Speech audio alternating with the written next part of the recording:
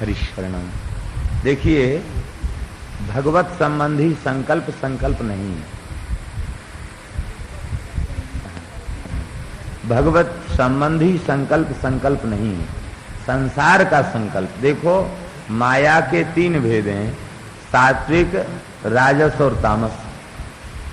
ये सात्विक माया है, ये करेंगे ये करेंगे, ये सात्विक माया है।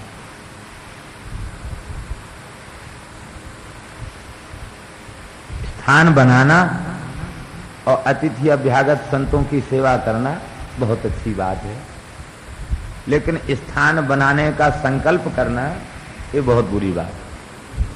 भगवान की इच्छा है हमारे द्वारा सेवा कराने की, तो हम उनकी वस्तु हैं, वे बिना संकल्प के भी हमसे करा लेंगे, अपने आप करा लेंगे। और अपने आप जो होगा उसमें बंधन नहीं होगा, हम करेंगे उसमें बंधन होगा। भगवान जो कृपा करके हमसे कराएंगे उसमें बंधन नहीं होगा। भजन का संकल्प यदि चित्त में है और भजन के संकल्प के लिए जन्म हो तो वह जन्म भी सार्थक है। भजन के अतिरिक्त किसी काम के लिए जन्म हो तो उस जन्म की कोई। एक संत थे, तपसी जी की छावनी के वे परंपरा के शिष्य थे, परमहंस श्री स्वामी रामानुज दास जी, बड़े सिद्ध संत। श्री रणछोड़ दास जी महाराज ने उनसे साधन लिया था, और अभी जो परमहंस जी दिवंगत हो गए हैं, भगवत धाम चले गए हैं, श्री रामचंद्र दास जी परमहंस जी, वे उनके शिष्य ही थे, बड़े अच्छे संत, त्रिकाल दृष्टा महायोगी, महान संत। तो हमारे खाकचौक वाले महाराज जी ने भी साधन उनसे लिया था, योगाभ्यास उनसे लिया था। तो उनको अपने कई जन्म का स्मरण था, कई जन्म का, और प्रत्येक जन्म में ब्राह्मण कुल में जन्म लेते और प्रत्येक जन्म में बालकालीन साधु हो जाते और पूरे जीवन भजन करते। एक दिन महाराज सुनाते हैं कि वो हमसे बोले महाराज का नाम लेके बोले, अमुकदास देखो, जीवन मुक्त महात्मा भी भजन के लिए देह धारण करते हैं, मैं जीवन मुक्त हूं। ये शरीर जो है ना, ये हमारे संकल्प से शरीर हमें मिला है, हमारे मन में भजन का संकल्प है, हम तो मुक्त हैं, कई जन्म से मुक्त हैं, लेकिन भजन में इतनी रुचि है, संतों के संग में इतनी रुचि है कि हम बार बार जन्म लेते हैं। देखो, हम तुम्हें बतावें, इस जन्म के पहले हम इधर जन्मे थे, बनारस की तरफ, सरजूपारीण ब्राह्मण थे और घर छोड़ के विरक्त हो गए। गोरखपुर के पास में हमने भजन किया, चलो हम तुम्हें अपना आश्रम दिखाएं। महाराज कहते लेके साथ गए, वो साथ लेके वहां जब पहुंचे तो बोले यहाँ गांव के लोगों से पूछो यहाँ कोई संत रहते थे क्या। गांव के लोगों को पूछा, एक जंगल था, झाड़ी थी, और वहां कोई जाता नहीं था, वहां आकर आसन लगा लिया। बोले यहाँ कोई संत रहते थे, तो गांव के लोगों ने कहा कि महाराज हम लोगों ने तो नहीं देखा, लेकिन पुरखों से सुनते हैं, एक बड़े सिद्ध महात्मा रहते थे, 100-200 साल पहले बड़े सिद्ध संत यहाँ रहते थे, बहुत सिद्ध महात्मा। और महाराज उनकी भजन की महिमा ऐसी है कि हम लोग इस जंगल में आते हैं और हम लोगों की सारी कामनाएं पूर्ण हो जाती हैं।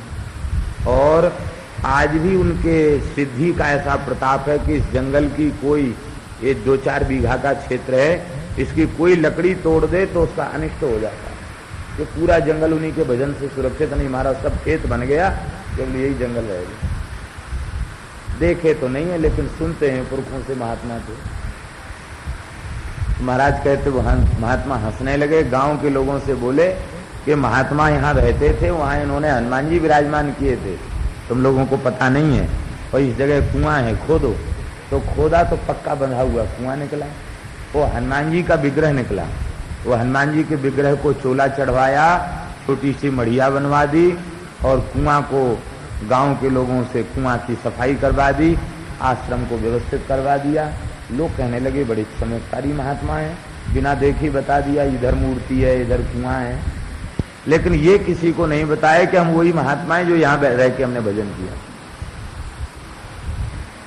इसके बाद तो बड़ी भीड़ मच गई, लोग आने जाने लगे दर्शन के लिए। तो आधी रात को सोते बहुत कम थे, धुनी पर ही बैठे रहते थे। महाराज कहते हम तो चरण सेवा करके सो गए, और महाराज तो तुरंत उठ के बैठ गए आसन पर। 1:30 बजे रात को हमको जटा पकड़ के झकझोर दिया, सो रहा है चल। महाराज कहाँ? बोले यहाँ माया लग जाएगी, देखो कितनी भीड़ आने लग गई है, माया लग जाएगी यहाँ, चलो भाग चलो। 1:30 बजे रात को आसन कमंडल उठा के वहां से चल पड़े। ऐसे सिद्ध। बोले इसके पूर्व जन्म में कहा हमने भजन किया बतावें? तो गंडकी के किनारे नेपाल के निकट ले गए। बोले देखो ये गुफा है, इसमें रह के हमने भजन साधन किया। ये दूसरा जन्म, और तीसरा जन्म ये। 3 जन्म को तो तुम देख लो हमारे, और कितने जन्म हमारे हुए। हम जीवन मुक्त महात्मा, लेकिन भजन के लिए आते। तो कहने का तात्पर्य है, और बड़े सरल, अत्यंत सरल महात्मा, अत्यंत सरल, जैसे कोई 5 वर्ष का बालक हो ना, ऐसा बोल। त्यागी महात्मा थे, शरीर पर अखंड विभूति, कपड़ा नहीं पहनते थे। एक मैया उनको एक सूटर बना के देगी, पंजाब की मैया थी, वो यहीं खाद चौक में रुके हुए थे, सूटर बना के देगी। तो इतने भोले महात्मा थे कि उन्हें जीवन में पहली बार सूटर देखा था। जानते नहीं सूटर कैसा होता है? ठंडी, महाराज वृद्ध हो, ठंडी है, सूटर पहन लेना, ठीक है। तो उस सूटर को दोनों पैरों से ऊपर चढ़ा करके उसकी बांह पैरों में डाल के चढ़ा दी, तो जांघ तक सब आ गई, और उसका जो इधर पहनने का ना, उसको यहाँ छाती तक लपेट के लंगोटी से बांध लिया। ठंडी दूर हो गई, ठंडी दूर हो गई। उसी को पहने हुए बिहारी जी तक हो गए। पागलों जैसी क्रियाएं उनकी, एक सिद्ध कोटि की। तो कहने का तात्पर्य है कि वे महात्मा जीवन मुक्त होते। देखो संसार एक कारागार है, संसार एक कारागार है। हम लोग सब कैदी हैं, बंधन में पड़े हुए हैं, सब बंध के यहाँ आए हैं, और सब अपनी अपनी सजा भोग रहे हैं। कोई 40 साल की सजा, कोई 80 साल की सजा, कोई 100 साल की सजा, सब भोग रहे हैं, सब सजा भोग रहे हैं। लेकिन उस जेल में जेलर भी रहता है, लेकिन उसको कोई कैदी नहीं कहता है। कैदी कहता है कोई? और जब जेल में जेल का अधिकारी आता है तो फाटक खुल जाते हैं, उसके लिए लोग सलामी देते हैं, और वो सब व्यवस्था बना के वहां की, किसी को चाहता तो उसे माफी कर देता है, और किसी को चाहता तो उसकी सजा बढ़ा भी देता है, व्यवस्था करके फिर चला जाता है। ऐसे ही संत महात्मा है। वे इस कारागार में आते हुए भी कैदी नहीं है, वो हम लोगों को छुड़ाने के लिए आते हैं। आते समय भी उनके लिए इस जेल के द्वार खुले हैं, और जाने के समय भी द्वार खुले हैं। उन पर कोई चेकिंग नहीं है, उन पर कोई प्रतिबंध नहीं। तो केवल भजन का संकल्प करके हमारे बार बार जन्म हो और हम भजन ही करें। अंग्री अंबुज पांसु को जन्म जन्म हो जाची हो। जन्म जन्म भगवान के चरण कमलों का, भगवान के भक्त की चरण रज की सेवा के लिए हम बार बार आवें, इसमें बंधन नहीं है। ये मोक्ष से बढ़ करके, मोक्ष क्या चीज है वैष्णव के सामने? मोक्ष से बढ़कर ये बात। तो हम अपने संस्कृति के चक्कर में अपने आप को स्वयं गिराए भये हैं। आज ही राग द्वेष बंद कर दें। संतों में जो क्षमा और धैर्य होता है वह इसी कारण से होता है कि वे यह समझते हैं कि द्वेष का उत्तर द्वेष के द्वारा हमने दिया, तो इसी चक्र में हमें भटकना पड़ेगा। चाहे संसारी हो चाहे महात्मा हो, राग द्वेष के चक्कर में पड़ने वाले को भटकना ही पड़ेगा, इसमें कोई संदेह नहीं। अजात शत्रु है, अजात शत्रु होते हैं, किसी से शत्रुता नहीं। श्री धर्मराज युधिष्ठिर अजात शत्रु है, उनका नाम ही है अजात शत्रु। शत्रुता करने वालों के साथ भी कितने प्रेम का व्यवहार महात्मा करते हैं। ये तो महात्माओं में ही संभव है, दूसरे में संभव। एक महात्मा रहते थे, उनको एक गांव के लोग बड़ा मानते थे, शाम को दर्शन करने आते, थोड़ी देर सत्संग होता, लेकिन उसी गांव में रहने वाला एक व्यक्ति अत्यंत दुष्ट प्रकृति का था। वो महात्मा से बहुत ईर्ष्या करता और उसने नियम बना रखा था, महात्मा की प्रतिष्ठा उससे सहन नहीं होती। इतने लोग आते हैं, प्रणाम करते हैं, ये बढ़िया बढ़िया बात सुनाता है, लोग इसकी जय जयकार करते हैं।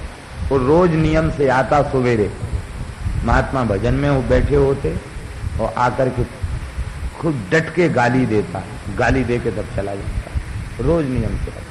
शाम को तो भीड़ भाड़ होती, वहां गाली देगा तो पिटेगा, तो अकेले जब कोई नहीं होता तब आता, खूब गाली देता, पत्थर फेंकता, ईंट फेंकता, गाली देता, चला जाता। महात्मा बहुत शांति से श्रवण करते, मन में सोचते, देखो रघुनाथ जी कितने दयालु हैं। ये प्रतिष्ठा का विष बड़ा भयंकर होता है, ये विष साधकों को नीचे गिरा देता है, अंधा बना देता है। तो ठाकुर जी कितने दयालु हैं, ये हमको जैसे रक्त दोष हो जाता है, बीमार बुखार हो जाता है तो उसको चिरायता पिलाते हैं ना, तो भगवान बड़ी दया करके हमको ये अपमान का चिरायता पिला रहे हैं, जिसमें हमें रोग न हो जाए। एक तरफ लोग स्तुति कर रहे हैं, एक तरफ लोग गाली दे रहे हैं, तो भगवान बड़ी दया कर रहे हैं। इसी को संतों ने कहा, सन्मानम कलयाति घोर गरलम नीचापमानम सुधा। सम्मान को घोर गरल मानो और नीच से नीच अपमान कर दे तो हमें अमृत पीने को मिलेगा। क्यों? यदि अपमान न हो तो सम्मान का अभिमान हो जाए। इसलिए भगवान सम्मान से हमें बचाने के लिए अपमान कराने, बड़ी कृपा है ठाकुर। हम अपनी ओर से ऐसी क्रिया न करें कि हमारे वेश का, हमारे स्वरूप का अपमान हो, लेकिन फिर भी कोई दुष्ट हमको अपमानित करता है तो भगवान की कृपा करना। अजात शत्रवः, वो गाली देता रोज, महात्मा बड़े प्रसन्न होते। एक दिन वो गाली देने वाला मर गया, बड़े भयंकर जमदूत उसको लेके जा रहे। बोला कि भाई हमको ले तो जा रहे हो, कहाँ ले जा रहे हो? बोले नरक। तो नरक ले तो जा रहे हो, लेकिन वो महात्मा के हम गाली देने का नियम है, तो थोड़ा हमको नियम पूरा कर लेने दो।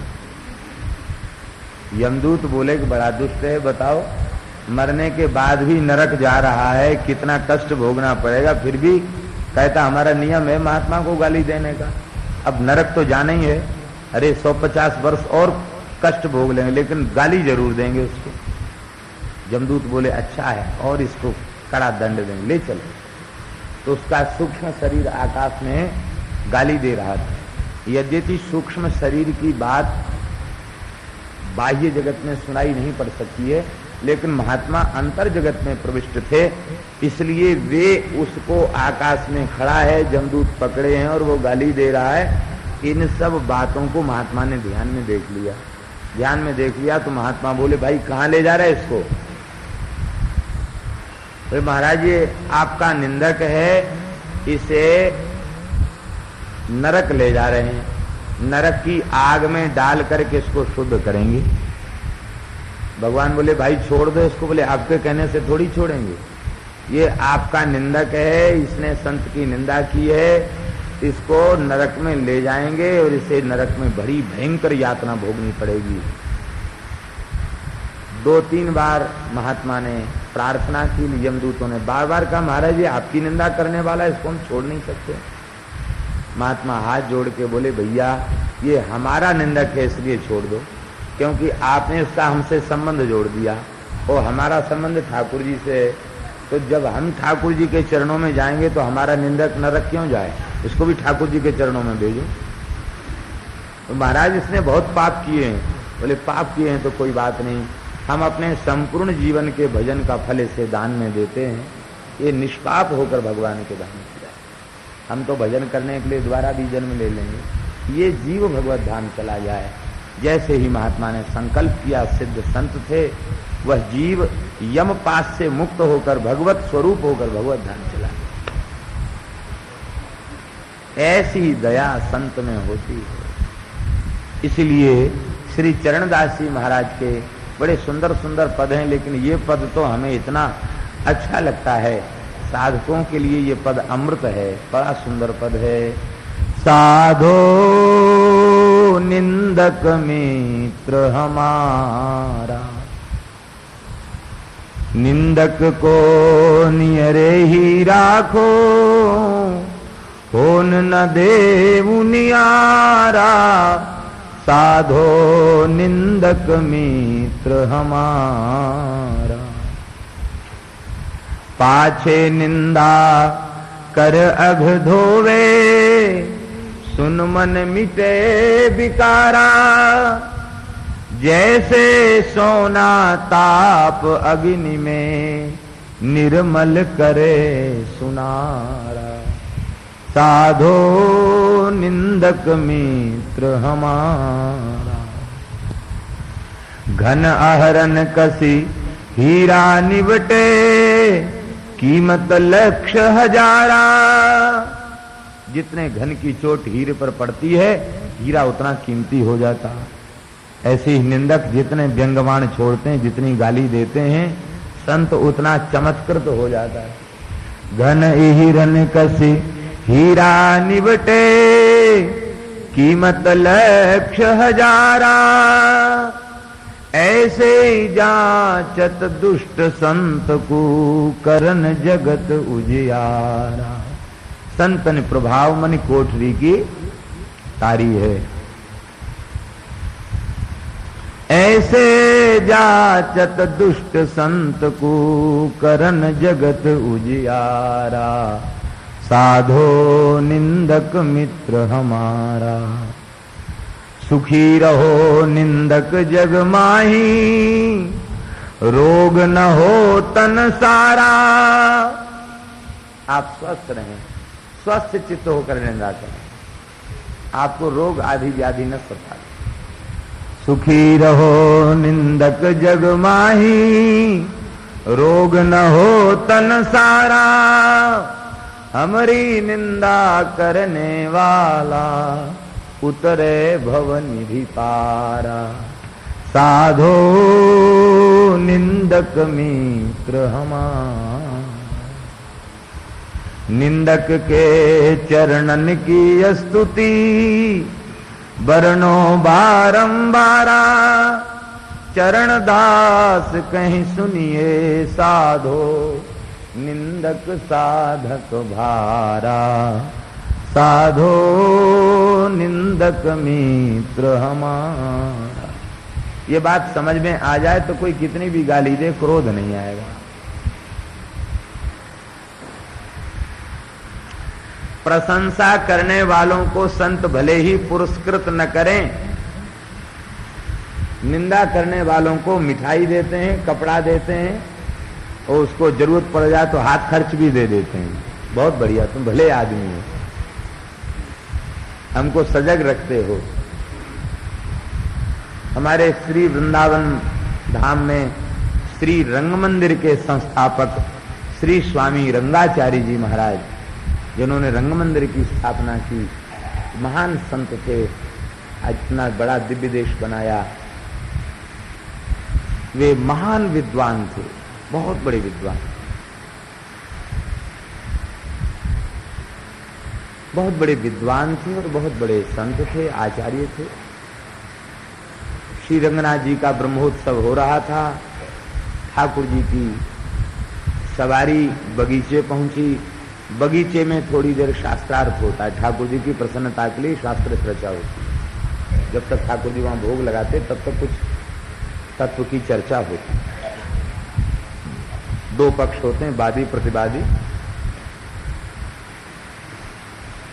वहां एक विद्वान पहुंचे, उनका नाम था केशवाचार्य, बड़े विद्वान थे, आशु कवि थे। तो श्री रंगाचार्य की स्तुति में बढ़िया शिखरणी छंदों में गा करके, बड़ा सुंदर कंठ था, और उन्होंने श्री रंगाचार्य की स्तुति सद्य रचना करके, आशु कवि थे, तुरंत शिखरणी छंद में स्तुति किया। तो श्री रंगाचार्य जी बिल्कुल अन्य मनस्क रहे, न उसकी ओर देखा, न उन्होंने सुना। वे रंगनाथ भगवान की ओर ही अपना ध्यान बनाकर उन्होंने रखा। क्या कह रहे हैं? जब उनके उस रचना का तनिक भी आदर नहीं हुआ तो किसी कवि की भले ही उसकी रचना अच्छी न हो, कह दो वाह वाह, क्या कहना, क्या शब्द संयोजना है, क्या रस है, क्या छंद है, क्या अलंकार है, बस फूल जाए। हाँ ठीक है, जोड़ तोड़ के बना दिया है, आग लग जाएगी उसके चित्त में। और कहीं कुछ भी न कहा जाए अच्छा या बुरा तो उसके मन में बड़ा क्लेश होगा। देखो तो सही, हमारी कला का इसने अनादर कर दिया, हमारे ज्ञान का अनादर कर दिया, दुख होगा। बहुत क्रुद्ध हो गया, मन में सोचने लग गया कि ऐसा विलक्षण व्यक्ति हमने तो सुना था बड़े विद्वान हैं, विद्वान तो गुणग्राही होते हैं, ये कैसा विद्वान है, ये किसी विद्वान का आदर करना नहीं जानता। भगवान की सवारी लौट के आई तो वहां भगवान जब भीतर पधारते हैं तो अंतिम आरती होती है और आचार्य साष्टांग करते हैं मंदिर के आचार्य।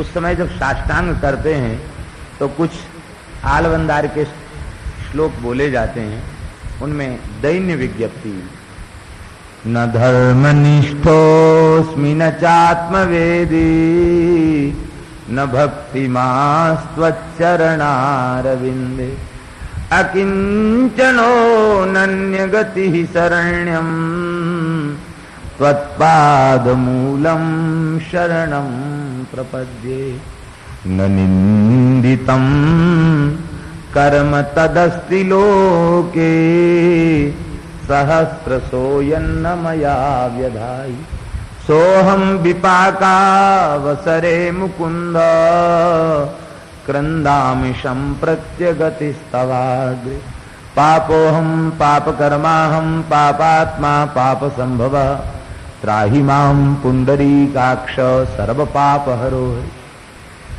इत्यादि प्रकार के श्लोक पढ़ करके वे अश्रुपात हो रहा था, साष्टांग कर रहे थे, नाथ ऐसा हूं अपना लीजिए। केशवाचार्य भी पीछे पीछे आए थे सवारी में, उनको मौका मिल गया, चिल्ला चिल्ला करके बोलने लगे, रंगनाथ भगवान ये बिल्कुल ऐसा ही आदमी है, ये अच्छा होता तो इसने किसी विद्वान का आदर किया होता। ये आपके सामने रो रो कर कह रहा ना कि ऐसा कोई निंदित कर्म नहीं बचा जो मैंने हजारों हजारों बार न किया, ये बिल्कुल ऐसा ही है, ये पापी है, पाप कर्मा है, पापात्मा, पाप से पैदा हुआ है, महाराज ये बिल्कुल ऐसा ही है। बोलने लग गए।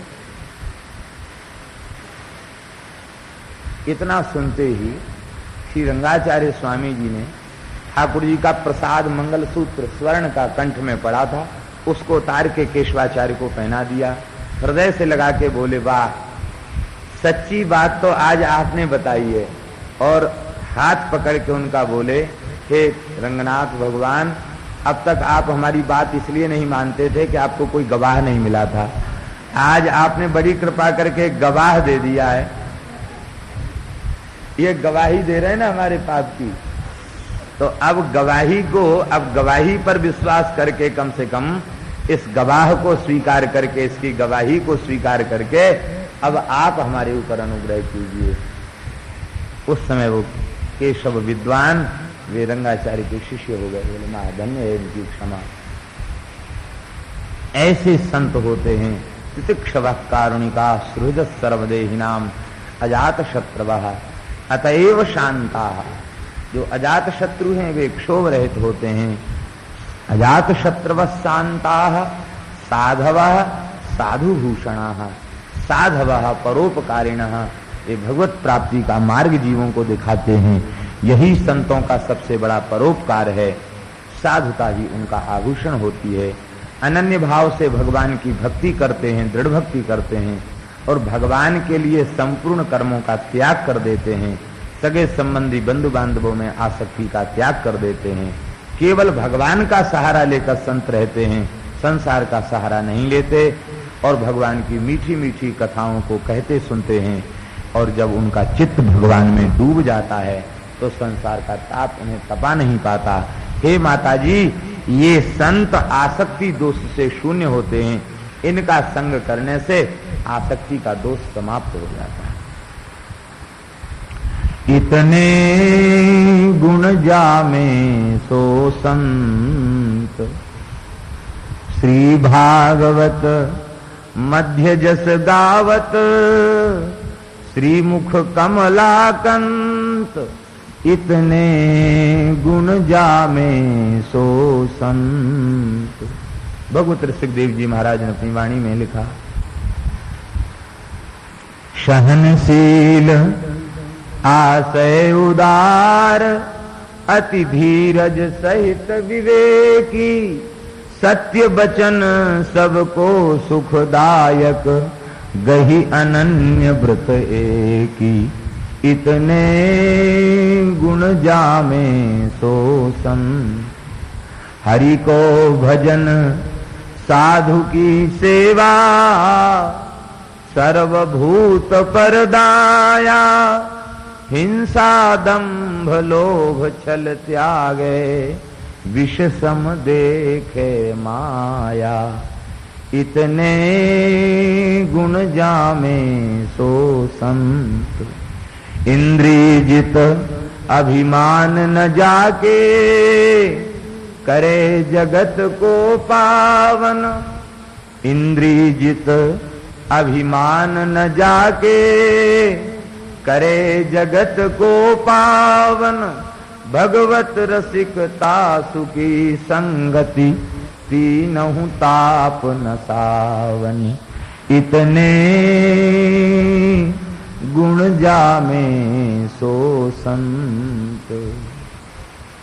भगवान कृपा करें, जब तक हमारा यह शरीर रहे, जब तक शरीर में प्राण रहे, तब तक किसी संत का आश्रय करें। बस यही जीवन की सर्वोत्कृष्ट उपलब्धि है।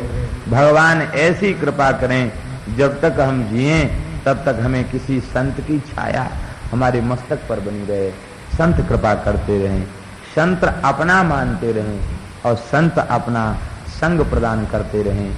यही भगवान की सर्वाधिक कृपा है। संतों के संग से क्या लाभ मिलता? बड़ी सुंदर बात कह रहे हैं। सताम प्रसंगान मम वीर्य संविदो, भवन्ति हृत कर्ण रसायना कथा, तज्जोषणा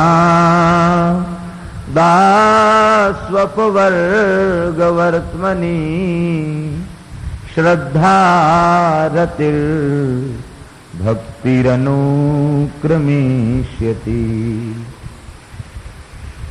जब सत्पुरुषों में आसक्ति करेगा तो वे सत्पुरुष क्या करेंगे? कहते वे अपने निकट बुलाकर बड़ा स्नेह प्रदर्शित करते हुए मेरी मीठी मीठी कथाओं को सुनाएंगे, कथाओं को सुनाएंगे। थोड़ा भी समय होगा ना तो छोटी कथा सुना देंगे, ज्यादा समय होगा तो ज्यादा कथा सुना देंगे, सुनाएंगे जरूर। देखिए, जिसके पास बैठने के बाद संसार की चर्चा ज्यादा सुनने को मिले, उसी का नाम है संसारी। और जिसके पास बैठकर केवल श्री ठाकुर जी की चर्चा श्रवण करने को मिले, किसी संत की चर्चा सुनने को मिले, उसी का नाम है महात्मा, उसी का नाम संत। वे संसार की वार्ता बिल्कुल नहीं करना चाहते, बस उतनी बात करना चाहते हैं जितनी शरीर के व्यवहार के संपादन के लिए अत्यंत आवश्यक है, बस उस।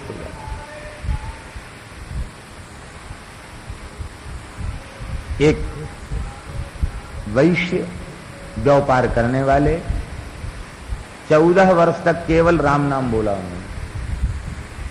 तो डीजल, मिट्टी के तेल और केरोसिन इन सबकी उनकी दुकान थी, दुकान करते तो सब काम करवा लेते, सीताराम सीताराम सीताराम सीताराम सीताराम सीताराम सब काम करते। 14 वर्ष तक श्री सीताराम नाम के अतिरिक्त कुछ भी नहीं बोला।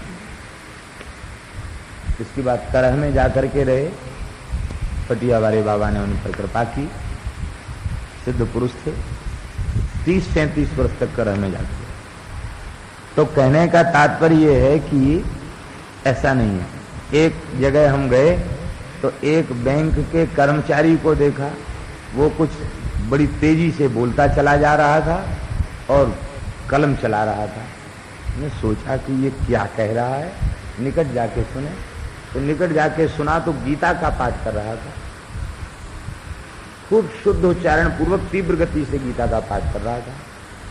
उनको बड़ा आश्चर्य हुआ, सारा हिसाब कर रहा है, वो गीता का पाठ कर रहा है, विचित्र इसका।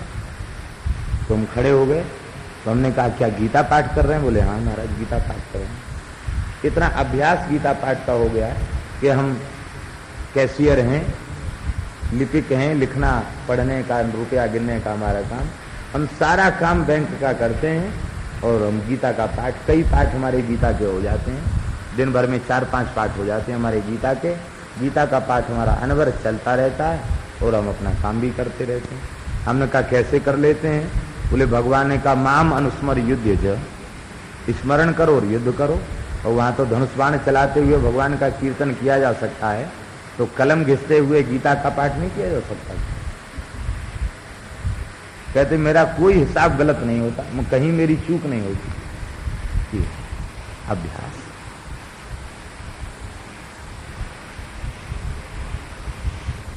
वे व्यवहार के काल में